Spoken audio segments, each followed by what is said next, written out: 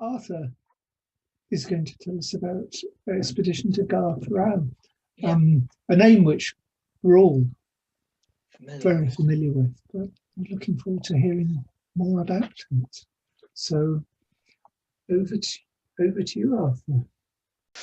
Right, well, thank you for inviting me to talk to you about an expedition 48 years ago. Unbelievable, isn't it? I was a mere 21-year-old back then. I used to go caving 3 times a week when I could, and now I'll look if I go 3 times a year. Anyway, the Ghar Parau story is very significant, I think it's fair to say, in British caving. And in the next 35-40 minutes, I want to take you quickly through it as I see it. But there are a couple of dozen other people involved in this expedition and leading up to it, and they'll each have a slightly different take on what's important and what happened. So hopefully we'll be John Whalley will be able to correct me at the end for some things, no doubt, and others will have enhancements they want to make as well. Mike and Emma have heard this at Hidden Earth, for example, slightly different version. So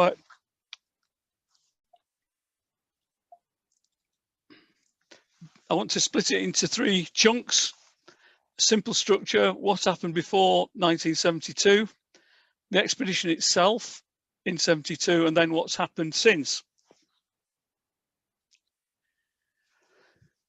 Well, you'll all recognise this, and I can't take any credit for the picture. I think it came out of a calendar, but if somebody wants to own up to it later, then please do. But here we have Pennygent, Much Loved Mountain in snow conditions, and Horton in Ribblesdale, where my lasting memory of Horton is rain and wind.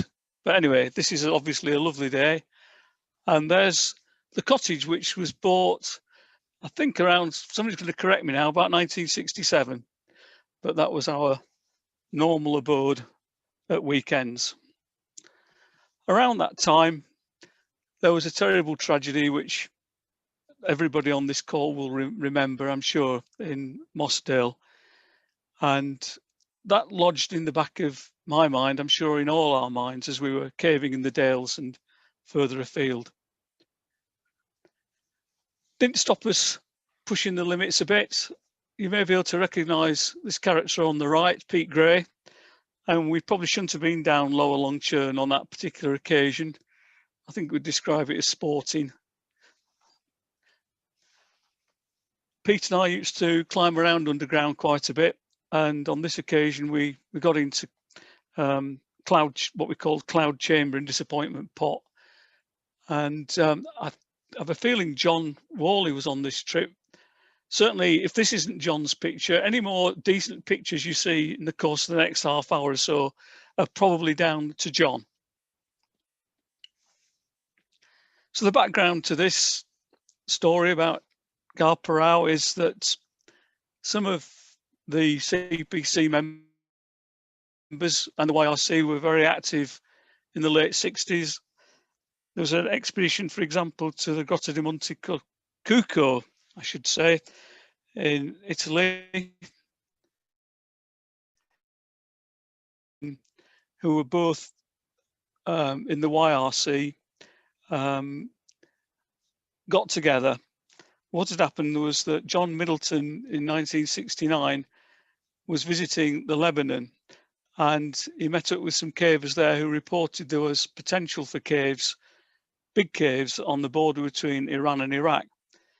And he realized there was going to be, quite a few challenges politically, etc.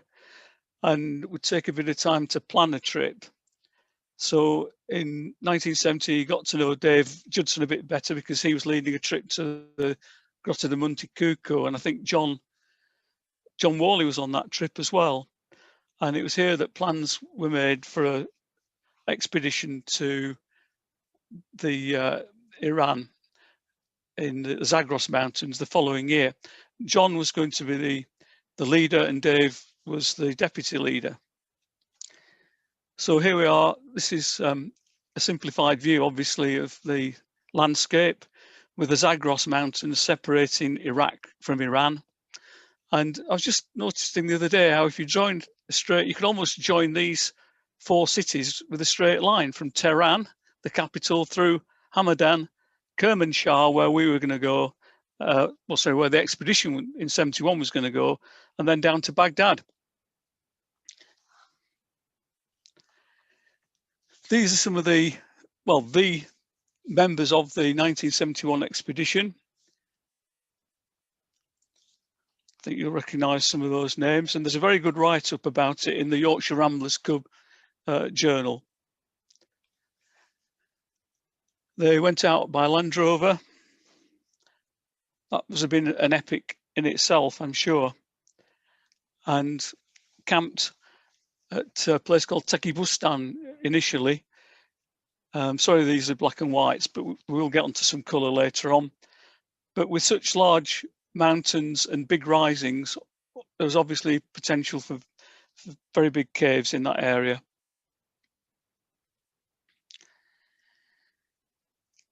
So a potential actually of 1,800 metres or 6,000 feet was the rough estimate. And from Tekibustan, the expedition went up this valley through a little village called Mangalat onto a col, and then up a very steep and winding track onto the mountain Ghar Parau. And there's something called the South Plateau where the entrance was found. And they did spend a lot of time scouring Ghar Parau before they finally settled on that as a going concern. Here's some kids. This is probably one of John's pictures. Some of the Kurds, as they're known, spelt with a K. And if you've been following the news in recent years, they've been trying to get a homeland of their own in that part of the world, spreading across into Turkey as well.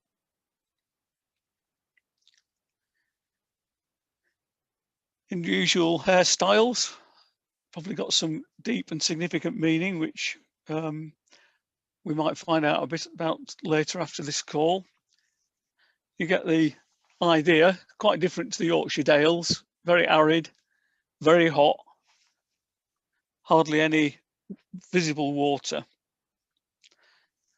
And so there's the zigzag path going up onto the South Plateau. So donkeys were the order of the day back then. View looking down to what was turned out to be the most interesting and high potential cave there. It's almost in the middle of the picture and it's like an inverted triangle. So that's the entrance to Ghar Parau seen from the top of the mountain. I'm pretty sure these are our lads. And from that smile there, the guy second in from the right, that'll be the leader of the expedition and various others. Sorry, I'm having a bit of a mental block at the moment. But there's John Harper, Glyn Edwards, and Mike. This is how they would have tackled Ghar Parau, having checked out various other holes along the way, and pushed it as far as they could. There's Harvey Lomas. It was, as you'll see from some pictures later on, quite a mean hole. It started off quite large and then had a big pitch or two, and then became a kind of narrow canyon where you had to almost crab walk along like you do in Giant's Hole in Derbyshire. So they did very well. They pushed it down to 742 meters and it immediately became the deepest cave in Asia. And the final pitch that they got to, pitch 26, this is what Glyn Edwards said at the time. The foot of the pitch seemed to be about 10 meters below us. At last, the cave appeared to be getting bigger at the very moment that we'd run out of rope. So you can imagine their intense frustration. Meanwhile, back in the Yorkshire Dales, I was doing quite a bit of rock climbing. And in those days, we were allowed to hang off bolts and pegs, although I'm amazed at what the youngsters get up to today, just holding on with their hands and feet. But that was a route called Morning Light that we put up on Malham Cove. And I used to work then with Pete Gray underground, using the similar techniques to bolt up into avens and find chambers and things like I mentioned earlier. But at the same time, we developed a rotating mechanical rock drill, was the glorious name we gave to it, which we thought could be quite useful down Ghar Parau, because the 1971 expedition had realised that they could only carry ladders so far down, and so single rope techniques were going to be the order of the day, and we obviously needed to have a free hang. So this is how it all fits together, and then that bit of it with the spring on fits inside an Upper Wharfdale Fellow Rescue Association Stemple, which is a bit of expensive looking kit that was donated for these purposes. Back then, we were obviously very much involved with Gaping Gale. So there's Dave Judson over on the left with his pipe, and Dave Allenack, Alan Wallbank, and John Whalley over on the right. So Dave Judson was getting geared up then to lead the 1972 expedition, and he'd got a different vision really to the previous year, which had been a fairly low budget affair. Dave wanted to make this a kind of sponsored event, and John Middleton decided that that wasn't really for him. So Dave stepped in as the leader, and he had high hopes for Ghar Parau, situated near the top of the mountain, sitting on top of a large anticlinal fold or hump, and could, if the hypothesis was correct, hardly fail to go cascading away for almost a full 1,800 meters of depth to the valley floor, either north or south, if the hypothesis was correct. So here we are, coming to the 1972 expedition, which for most people lasted from the 20th of August to the 4th of September. This wasn't part of the expedition, but it's the sort of thing that was going on at the time. The troubles in Northern Ireland were always in the back of our minds, particularly when we had club meets over in County Sligo and Fermanagh.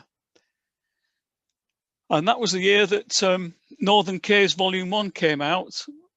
Obviously, Dave Brooke was one of the authors, and Martin Davis, but we got Randy Coe there from the Craven, and Harry Long from the Upper Wharfdale. So that was a landmark event. So here are some of the characters involved. I've tried to show them by red, marking out the red names are those who were there in 1971, and then the clubs are shown in suitable colours. Dave Judson, as leader, actually was a member of the CPC and the YRC. And then those who've got a red box around them, they travelled out by Land Rover. So that's John Allenby, Roy Blackham, Harvey Lomas in Dr. Stephen Craven's Land Rover. The rest of us were going to fly in to Tehran. So I hope that gives you a fair idea of the way we were organised. And I put Randy Coe in there rather controversially, but he wasn't actually on the expedition, but it probably wouldn't have happened without Randy's PR skills in drumming up sponsorship. And so we'll count him as an honorary member for these purposes. Setting out from Heathrow, back in those days, the British European Airways, I remember we got scowled at by the baggage handlers because we weren't wearing suits. Back then, air travellers were the elite, and cavers were kind of a bit frowned upon, looking rather too casual for British European Airways. Flew into Paris and then off again from there over the Alps. I think I have a vague feeling that we landed in Beirut briefly and tried to get out into the sunshine, but some armed guards didn't like that idea and we were hastily shuffled back inside the transit lounge. So we flew into Tehran and I was keeping quite a detailed journal. Well, 3 or 4 sentences a day. And then a few years ago, I went back and reflected on those events and split it into 2 columns. It was published, thanks to Steve Kirk, in the CPC Record about 10 years ago. So the interesting thing that I remember from arriving in Tehran was that even before we got out of the bus station in Tehran, somebody lifted the handbrake on the bus and it rolled forward about 6 feet and smacked into the back of another bus. And from that point onward, we had a shattered windscreen all the way across the desert to Hamadan and beyond. Yeah, I can see I was keeping a detailed record. You don't need to go through all that. I'll bore you stiff if we go through all that. And this is the landscape across a vast empty plain with these nomadic Kurdish people living in their tents, grazing their herds. We came to Hamadan. I think I saw somebody washing the Sunday joint in a fire hydrant at the side of the road, which I'd never seen before in Skipton. It was a bit of a shock, but that's the way they do things out there. And they had sheep, just like having Skipton, but they didn't look quite the same. They weren't the Swaledale ewes, these are something else. Oh, there's the fire hydrant with the mother of the household washing off the Sunday joint. Eventually we arrived in Kermanshah and we were given permission to camp behind the radio station, looking out onto Ghar Parau, which is a rather magnificent mountain about 5 or 6 miles away. So we didn't bother putting tents up for some reason, and I remember suffering from insect bites, but that's some of our kit there, which Stephen Craven and the others had brought out by Land Rover. Then we had, I think this is more of a spoof. Well, I might be wrong, it's so long ago I can't remember, but this is Harvey Lomas trying to hitch a lift with all that kit to get to the mountains. But some of the kit did arrive obviously by Land Rover to be repacked and then taken up to the col where you can see the little tree right in that saddle. We were passing through a little village called Mangalat, which had been abandoned because the Kurds moved higher up the mountain in the summer, but this would be their winter residence. And I remember John Allenby joking that this was the town hall. Here we are up amongst the Kurdish people again at the col. So we've gone out of Kermanshah up through Mangalat onto the col, and now the donkey route would go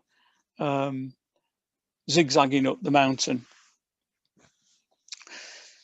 We had waited a few days for the long-fabled helicopter to arrive, which had been promised by the authorities before we set off, but I think there was a war going on somewhere and they needed it for other purposes, so we never actually got the helicopter. But some of us stubbornly believed in the helicopter, that it would arrive and everything would be all right eventually. But in the end, we had to use the donkey transport. Some of these lovely kids who probably are grandparents now, no doubt, if nature has taken its course. From the col, the zigzag route for the donkeys went round to the right, but because Glyn Edwards had been here the previous year, he knew a shortcut. So 2 or 3 of us dutifully followed on with Glyn, and we had the next 3 hours were spent rock climbing up a 2,000-foot scramble really, which was tremendous fun, a bit like being on the Isle of Arran, if any of you have been, and seen some of those long rock routes there. So that's the kind of super direct route from the Col onto the South Plateau. Big thistles, as you can see, there's one that's not a very good picture, but you get an idea of the landscape there. And it was about moderate diff, V-diff occasionally, fairly straightforward, and eventually ended up there on the South Plateau. And the first thing we did, because we believed in the helicopter, was to make a large H out of rocks so that they would know exactly where to land. And we carried on believing in the helicopter, even though it was blatantly obvious that it was never going to come. We needed supplies. We needed paraffin for the stoves, and we needed water, obviously for many different purposes. After a day or two, we realised that we were going to have to make our own arrangements. And so one of the donkey guys, he didn't have an ice axe, but he had a normal axe, and he cut some steps across this ice-blocked hole.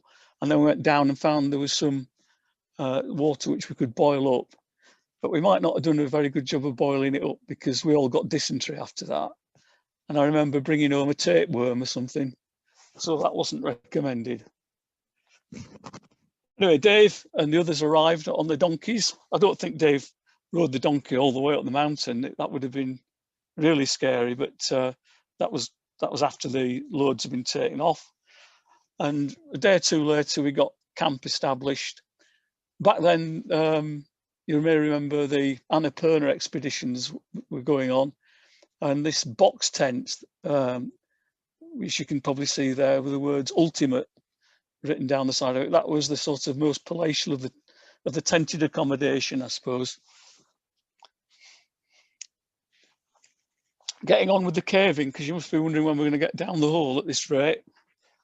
Well, there's John Allenby taking a load of rope down into the entrance, which obviously would be blocked by snow in the winter months. And as I said earlier, Ghar Parau starts off with grand chambers and quite a lot of breakdown.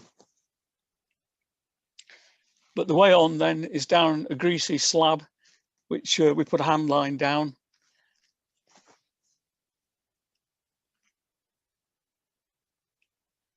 And a bit of a crawl. Must have looked a bit hopeless for when Glenn and the others in the previous year had been to this point, but they got through, and suddenly the cave becomes quite magnificent. One of John's fantastic pictures here.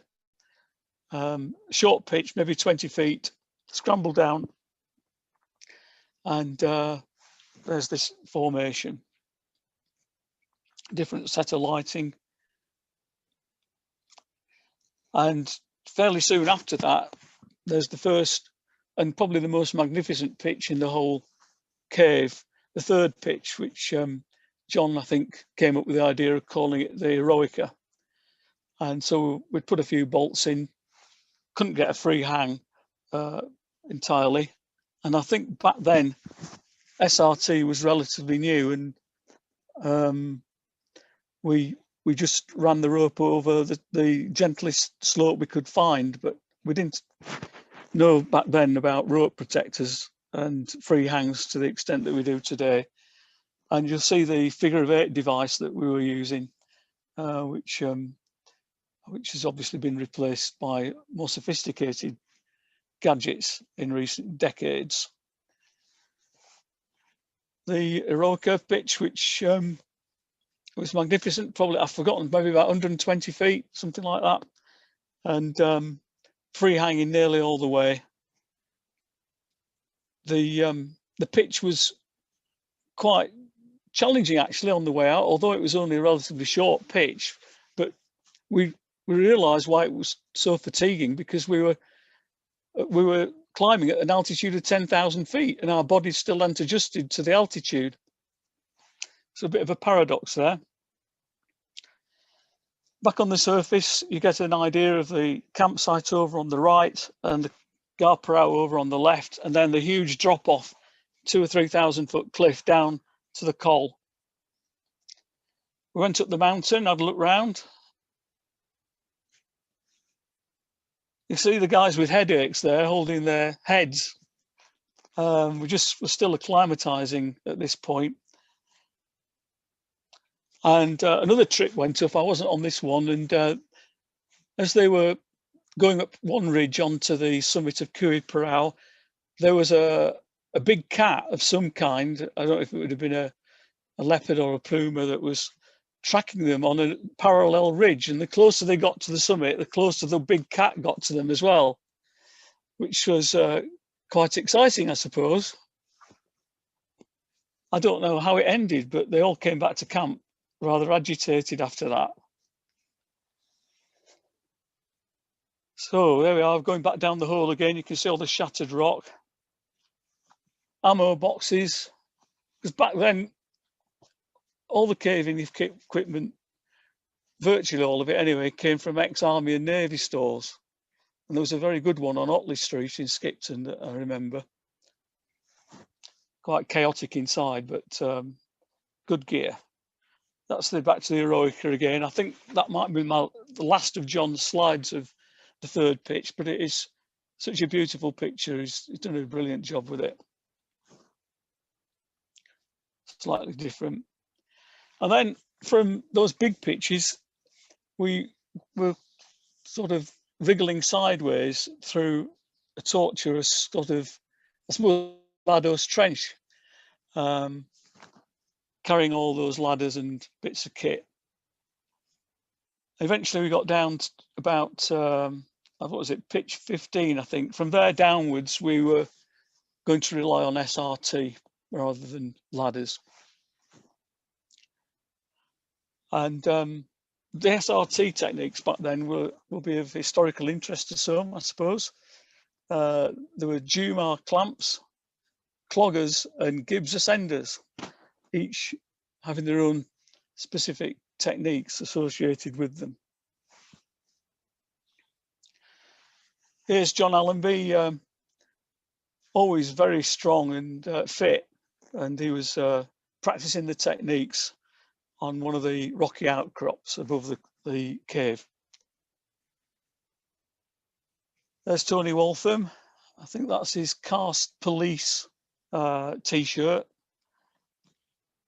Pete standing next to him, then over to the left, Harvey Lomas and Pete Livesey on the left. Going to the right of Pete Livesey, that's Dave Judson, Roy Blackham, Bob, whose surname escapes me, and obviously John Whalley sitting on the ground there. I won't go through the names again, but one of our major sponsors was a tabloid newspaper or magazine in the USA called the National Enquirer. And so we had to pose for this picture. And it was quite interesting to read later what they'd presented to the masses in the USA. It made it sound like a dozen of us at a time was hanging on a single rope in a single shaft going to the center of the earth. Anyway, those who know the National Enquirer would probably expect that kind of reporting, and we were glad of the cash. And actually the cash, excuse me, wasn't just there to subsidize the 1972 expedition, but as I'll tell you later, was later invested in a fund to support other caving expeditions. More of that in a while. So going on, pushing further down the cave, like relying on carbides, obviously, because there's no way to charge electrics on a mountain like that. Back to the rock drill, used for getting free hangs. A mixture of short pitches and some quite decent sized ones. Those, I think it was called Yek Dose, and there were 3 11-meter pitches all in quick succession. Oh, we're back to Eroica again there. Must be getting a bit carried away with this one. Pressing on further and further down the cave using SRT we eventually got down the pitch, the 7-metre pitch or whatever it was, which had stopped the previous year's expedition, and into a very muddy canyon passage. And as soon as we saw the mud, it was pretty obvious what was going to be around the corner. And oh, there's another big pitch. And sure enough, the final sump at 751 meters, 2,464 feet. And back then, I wasn't too fussed about, you know, kicking around under the water looking for airspace, but it was pretty obvious that this was a deep sump and the roof shelved into it in every direction. So hopeless without bottles. A long climb back out then to daylight.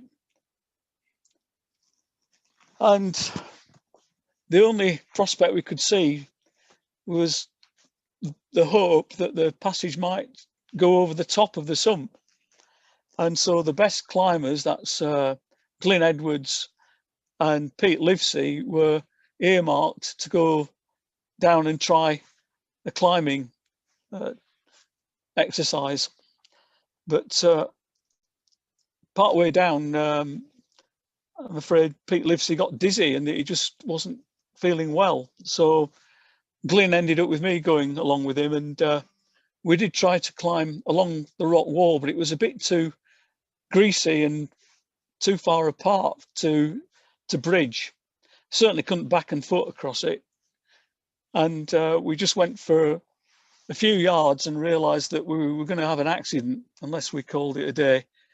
And an accident down there would have been a death sentence, because taking a stretcher out up that crab walk type passage over and over again, this would have been impossible. So discretion was the better part of valor, and we withdrew, feeling a bit disappointed, as I'm sure you can imagine. A long climb out to daylight, surveying as we went. And we had a contract also with ITN, and there's a couple of newscasters from back in the early 70s, Alistair Burnett and Reginald Bosanquet, who some of you might remember. And somehow we got, Pete Livesey and I did some filming, and we managed to get the cartridges of film into a sealed plastic bag and got them back to the radio station, and then they were couriered back to London. It was quite a novelty. A few weeks later, they were still showing that footage on News at 10, and sat in the comfort of home in Skipton, watching ourselves down a cave in Iran. I think these Sunto compasses are still popular and effective, being used today. So here we're having to pack up the camp, and we've still got a bit of time left if we wanted to use it for exploring elsewhere on the mountain. But people were pretty disheartened about how the cave had ended, to be honest. And there was a move really to just split up and go our separate ways for the next few days. However, just over to the north was another plateau, and so there were 2 or 3 little recce groups went over in that direction. This is Dave Judson and me scrambling around on the rocks to investigate that north plateau. But just about every hole we found was blocked with debris or snow. It was a wild and woolly terrain, as you can see from this picture. Yeah. Again, not the sort of place to have an accident when there's just a couple of you, but exhilarating to be out in that wonderful wild landscape. So it's time to pack up the tents and pile the equipment onto these beasts of burden.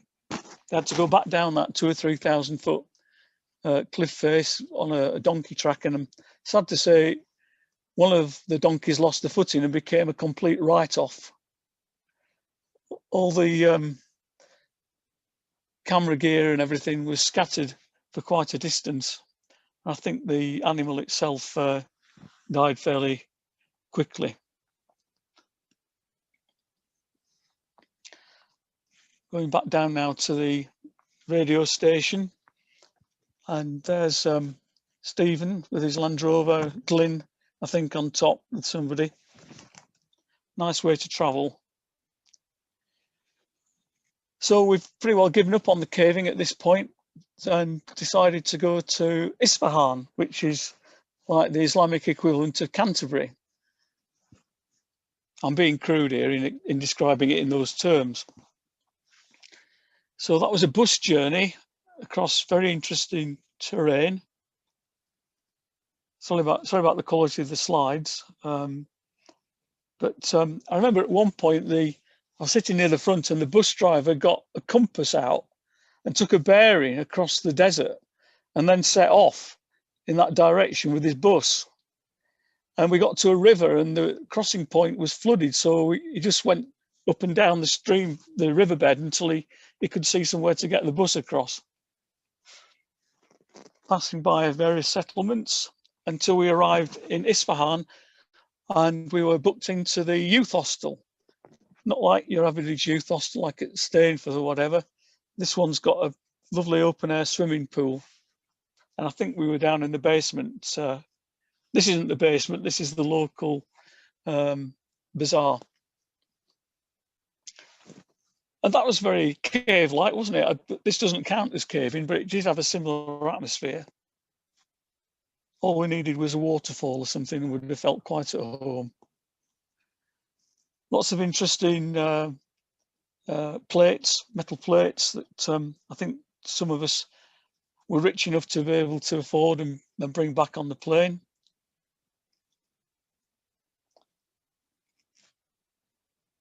Here's John outside the Blue Mosque in Isfahan.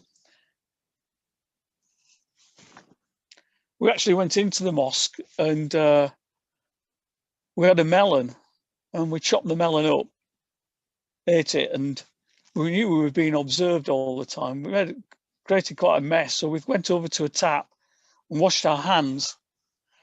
And obviously that wasn't really what we were supposed to do as non-Muslims. And as soon as we walked away from the tap, a guy came along with a scrubbing brush and a bar of soap and he cleaned it all off. I don't know why I remember that, but anyway. Very beautiful. And those of you who've seen Islamic art in places like the Alhambra, not in Bradford, I mean in southern Spain, will know just how impressive this is. And just outside of Isfahan, there was something called a shaking minaret. So we got a taxi and went there and climbed up this minaret on the inside of a spiral staircase. And we were wondering, why is it called the shaking minaret? And all of a sudden, when we moved sideways, we realized because the whole thing sways. You see, it's on those wooden beams. And when you're 100 feet up and swaying around inside the brickwork, it's a little bit scary. That was a slight adrenaline rush. I think that might be Dave Judson up there. Oh yes, and then we went up to the Zoroastrian fire altar. Now you may wonder, first of all, how's John going to scramble up that almost sheer rock face? Well, he did it with his bag as well. And you may then wonder, well, why is he wearing a suit? Well, the reason is that we had a strong suspicion we were going to break the world depth record for the caves, and the Shah of Iran would want to entertain us for a banquet. Or wouldn't you? So John was the most smartly dressed person on the expedition for these purposes. And sadly, the Shah wasn't available. The top of that rock face, which John was climbing up, there was a Zoroastrian fire altar. And Dave Judson here looks like he's ready to become a human sacrifice, don't you think? Some of us felt like making him into a sacrifice, but no, we declined. After a few days in Isfahan, we got another bus to Tehran, and that would have been all day of a journey, probably 250 miles, something like that. And we were very fortunate to have permission from John Sufcliffe, I think it was, who was a geologist out in Iran at the time, and this was his corporate residence. A wonderful base, no beds, but we were used to sleeping on beds and things, so we made ourselves at home there and got taxis into the city when we were going to go shopping or whatever. Whoops. And then the next adventure was on Mount Damavand, which is, as you can see, 18,405 feet high. It's reminiscent, I think, of Kilimanjaro, and I think it's the highest peak between the Himalayas and Kilimanjaro. It probably doesn't take a great deal of mountaineering technique to get up this one, especially if you get a lift in a Land Rover to about 12,000 feet, following the roadway that's been made for the pumice mine, which you can see over on the left. And that's what we did. We were dropped off at fairly high altitude and spent the night in this shelter. Quite an amazing view out across the clouds. And it looks like, very conveniently, the Mountaineering Club have made a scale model of Mount Damavand for us there, that pile of rocks on the left, so we could plot our progress. So there were 2 or 3 strong groups who went sent off from here. About half of us made it to the top and half didn't. I was in the category of failure because I got to 14,000 feet and I hadn't acclimatized it all well and was violently sick, and decided that I was going to miss out the final 2,000 or 3,000 feet. But I think John Whalley and Glyn Edwards and several others made it all the way up to the summit. And as they got close to the summit, they noticed yellow rock from sulfur. The reason the sky is black is because of the contrast between the white snow and the blue sky. It wasn't really like that, but every so often they'd see some yellow clouds of sulfur choking poisonous gases blowing towards them, and so that would spur them on. Meanwhile, back at the residence in Tehran, we were chilling out, enjoying the swimming pool. This is the life, eh? And then eventually we had to climb on a plane and go back to rainy London. I think Pete Livesey, correct me if I'm wrong, somebody, he managed to get back a few days earlier. He took a razor blade and scratched the date off the ticket. And he managed to blag his way onto an aircraft and get back to London a few days before the rest of us.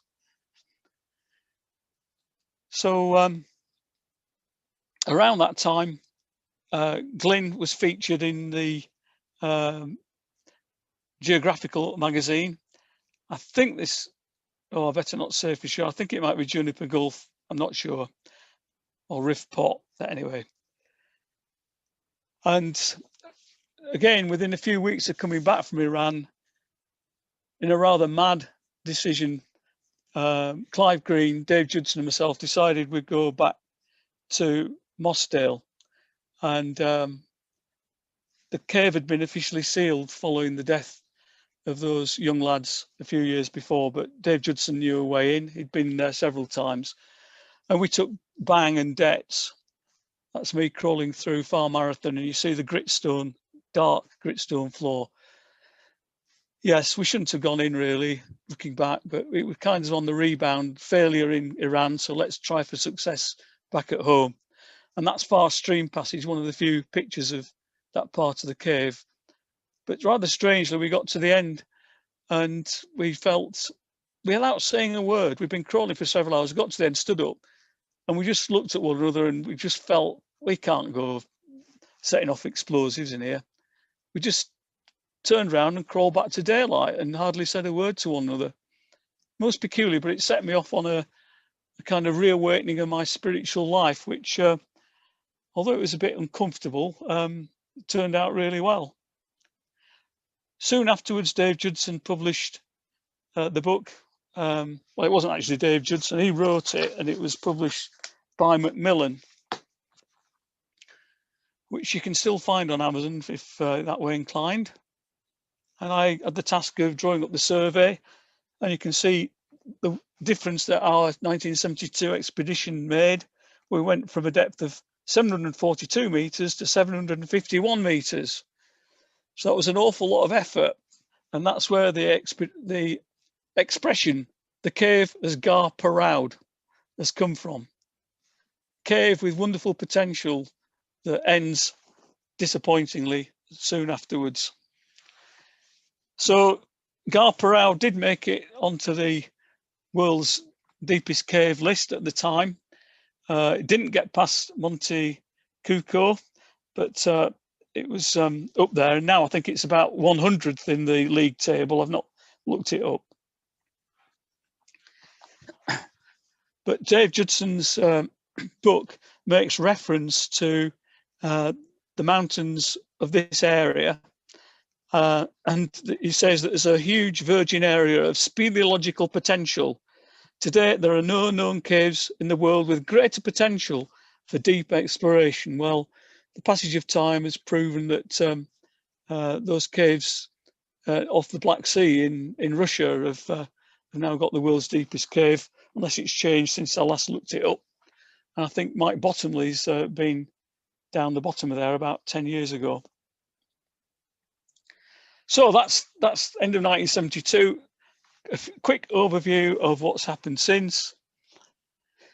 The year after we were there, a strong Polish team went down Ghar Parau and tried to get through the sump or over the top of it, and they failed. But they did find some big shafts, and I suppose they were hoping to bypass the sump in that way, but they didn't succeed, sadly. And then there was another expedition a few years later, and they found lots of caves on the plateau, a 1,000-foot shaft. It might have been the same one the Polish lads had been down, I don't know. And bit of a frustrating time for them, although it ended in a different area with a cave that had a huge stream passage, 150 feet high, and then suddenly blocked by a roof collapse. I became aware that Simon Brooks had written an update, and he said that a second entrance to Ghar Parau had been found in around 2006, and avens in the lower part of the cave had been climbed to try and find a way over the terminal sump. And in 2004, a team of cavers from Kermanshire actually put a diver in the sump, and it was found to descend to a depth of 3 meters and then close down. So that was interesting. And I put that on there. That picture is of a shelter that's been built on the South Plateau, which must make life a lot easier for cavers, because the wind and rain can blow in there. It's very cold at night. And then there's a series of Russian expeditions, and despite 3 attempts, they didn't manage to bottom the cave, and they concluded that the cave had many more problems than they'd imagined. And then I noticed in Descent 2009, there's a reference that a few months earlier, a caver stroke climber from Hamadan lost his life in Ghar Parau in the vicinity of Pitch 10. And it was a guided trip. So by then Ghar Parau was becoming a bit of a tourist trip, and the main cause of death was hypothermia. It took 20 Iranian climbers and cavers 2.5 days to get the body back to the surface, which is why I said that if you had an accident at pitch 26, you might as well bury you in the mud there. And the article goes on to say that that Ghar Parau was of a similar challenge to what climbers would regard as like the North Face of the Eiger or something like that. Probably overstating it, but we didn't know how hard it was. We just got on and did it as best we could. And then I wasn't at Hidden Earth last year, but I gathered there was a lecture on Iran. I don't know if it mentioned Ghar Parau. Probably there are other more interesting areas by now. So just a quick update before I end on the various characters. I haven't got up-to-date pictures of everybody, so I've greyed them out. I suppose grey is an appropriate colour for us oldies now. But that's Glyn and Harvey, Dave Judson, John Whalley, myself. And sadly, we've lost Pete Livesey and Randy Coe and Pete Standing. Lost them for the time being anyway. The National Enquirer is still going great guns, churning out the tabloid stories. And Iran obviously wants war with America because look how close they've put their country to all these American air bases. One of the lasting legacies of Ghar Parau obviously was the Ghar Parau Foundation, and those of us on the expedition bought the equipment off the trust as it was at that time, and the money from the sale of equipment and the sponsorship that was left over went into a fund which has been supporting caving expeditions ever since. It's a registered charity. And these are just some of the places where cavers have been active, using a certain amount of money, probably a few £100 for each of these expeditions. But it just gives a bit of encouragement to keep pushing the boundaries and not do tourist trips all the time. So there we are. That's the end of the Ghar Parau story from Arthur Champion's point of view. It's not the definitive account. It's the best I could come up with in the time available. Thank you. Thank you very much for that. Okay, if anyone else wants to, I was going to unmute you all, but anyway, let's have that. But that was really good. That was very interesting. Excellent, Arthur. You can all unmute yourselves if you want. Thanks for sharing your slides, John. Okay, no problem. It was a very enjoyable. I did very well. Brought back a lot of happy memories. And unhappy ones as well, I would suspect. No, not really. Not attacking you were young enough not to notice it. Yeah, well, I've got the rose-tinted backward-facing spectacles. Right, okay. It's a great privilege to be able to go like that, and I think that you value the people as much as the actual cave in the end, I think. When you were there, was there any hint of political instability